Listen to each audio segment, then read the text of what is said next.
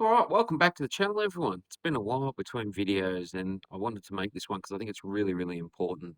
I want to walk through my experience when dealing with my insurance provider after my car was stolen late last year, from I guess the time of the initial incident right through to finally getting a replacement vehicle, and highlighting some of the challenges that I had along the way and how I dealt with them, and I guess hopefully how other people can potentially get through some of their issues and get replacement vehicles sooner. So I guess why am I doing this? I've seen a lot of people posting online through Facebook and so on stolen car groups, the challenges that they're having, and I want to help out to see, share some of what I've done to get through it in a pretty quick fashion, I think.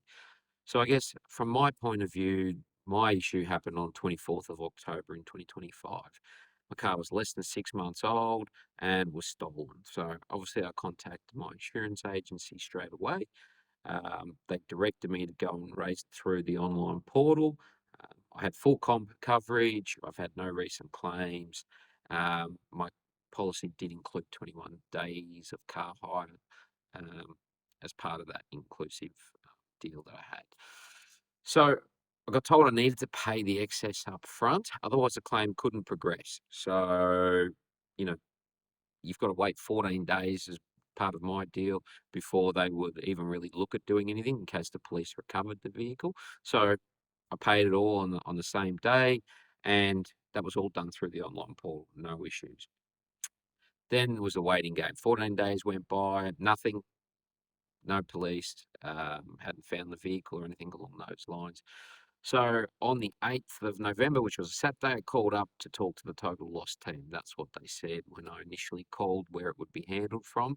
And I thought it would start progressing through there. But it being the weekend, those people were not available and I needed to call back again. So I called back on Sunday, the 9th of November, to get some clarity of finding out who was my main contact person with the claim, what were the next steps, who I needed to call, what I needed to provide, and I guess importantly was, well, what are the timeframes, right? Each team, I would assume, coming from a background around heavily KPI driven, how long should a claim sit with one particular person, a particular team before it needs to move to the next stage, what the escalation process is like, so I could hold, I guess, my insurance agency accountable to delivering a replacement vehicle for me. So I didn't really get too many clear answers with any of those. Again, because it was a weekend, it seems like the main team that will be looking after my case just works the Monday to Friday. So on Monday, the 10th of November, this is the third time I've called them.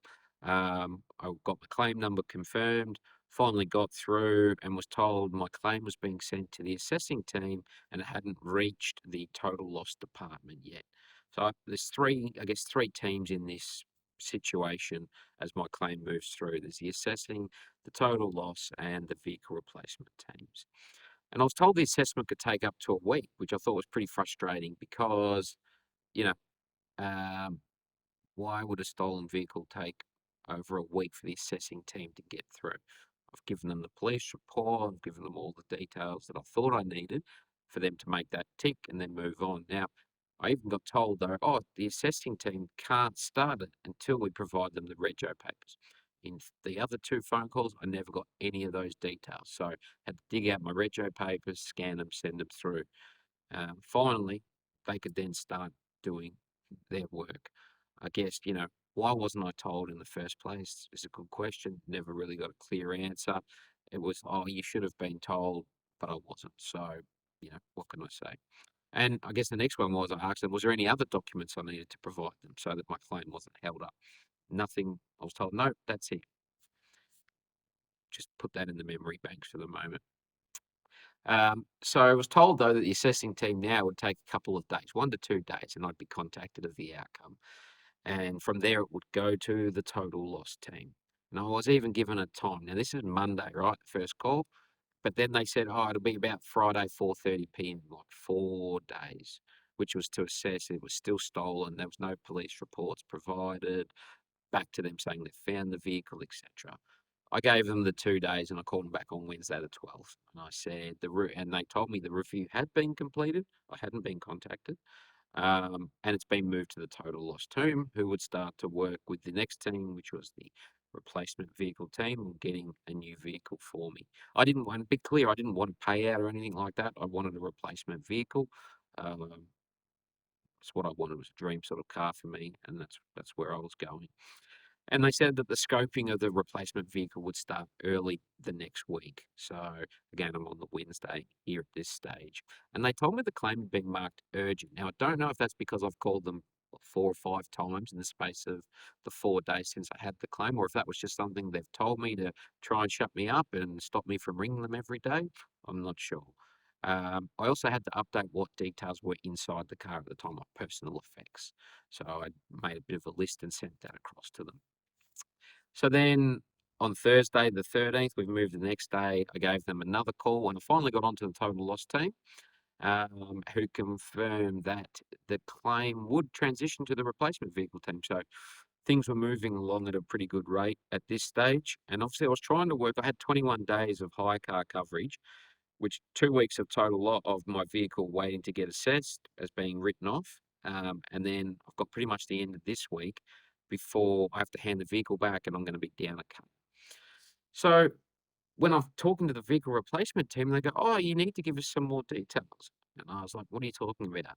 I needed to provide them my original purchase invoice, any warranty deals that I had, the finance agreement that I had with who I'd bought the vehicle through, and they needed all of these before they could keep going on with the claim. Again, never got asked for those at any other stage throughout the the portal or talking with people. The online claim portal, I want to be clear, was really poor. Pretty much there was nothing in there to show me the state or the status of how my claim was going, what I needed to provide. It just said your claim's been submitted and it's being reviewed. That was it. Doing it via phone call was the easiest way. Anything I sent them via email. All right, so after I'd sent them all those extra forms that they want, they then ship out the replacement car to a third party, so not part of the insurance company, who then go out to their dealer network and source a vehicle for me. So I had to give them my 3 preferred color options, and they'd get back to me. And they said this is normally a pretty quick process because they've got, again, a number of people, and they want to get the cars sold to insurance agencies, I guess. So on the 14th, now we've moved to the next day. My insurance company reimbursed me for my personal funds, personal items. I did have to provide receipts of all of those, that I'd bought. Again, I had to confirm all of my details with the third-party car replacement company, and then I got confirmation that I'd need to wait 2 days for them to get all those quotes from different cars and get back to me. So then I gave them the next day, Saturday the 15th, I followed up with them. Again, they confirmed that they're still reaching out to dealers and they'd get back to me. Bang, on Monday, I got a call from them saying, "Yep, we've got some dealers and we've got some cars," and it was in the same spec trim color that I wanted. I accepted via email to the third party company. Then they sent that to my insurance company for review and approval. They approve it the same day. They then send a purchase order to the dealer to, I guess, basically reserve the car so it can't get sold. So I was like, awesome. Then the dealer reached out to me and said, "Yeah, car will be ready for pickup on Wednesday the 19th. Awesome. So I then got a call from the dealer saying, "Sorry, the car has been sold and we don't have any of that particular color anymore. And they're very, very limited supply around Australia. And we haven't been able to source one, but we have another color, a white one, which I didn't want." I think, they're probably having trouble moving. It felt like it was a very bait and switch um, issue that I was being dealing with here. And that was just my gut feel. Got no proof of that. But I said, "No, I don't want a white." So I went back and spoke to the third party car company and said, "Look, the dealer I got my original car from, they have another exact same one available for sale. Can I pass you their details and you reach out to them?" They said, "Yep, not a problem." And they reached out to them and started to get that particular process happening. So by Friday the 21st now, I got the ultimate new dealer, same car that I wanted, same spec, and accepted all of those details through. PO was sent across, was locked in, and I'm done pretty much. So Monday the 24th, got told, yep, the car will be ready on Wednesday the 26th of November. So was all excited to go and get the car, call them on Wednesday. Sorry, the funds haven't cleared yet from the insurance agency. And I did have to wait a couple of extra days to go and pick it up. So I actually picked up the car on the 29th of November. So that's 3 weeks after the 14 days, which I was back in a brand new car, the exact same spec, trim, color that I wanted, and drove away happy with, I guess, pretty much everything. The only things that were really a bit of a pain in the backside were the missing documents.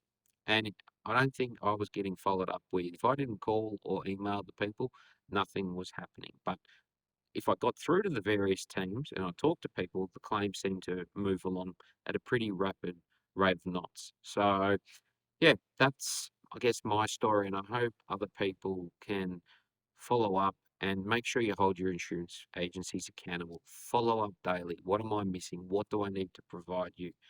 And who it's with, what's the next teams that it's going to.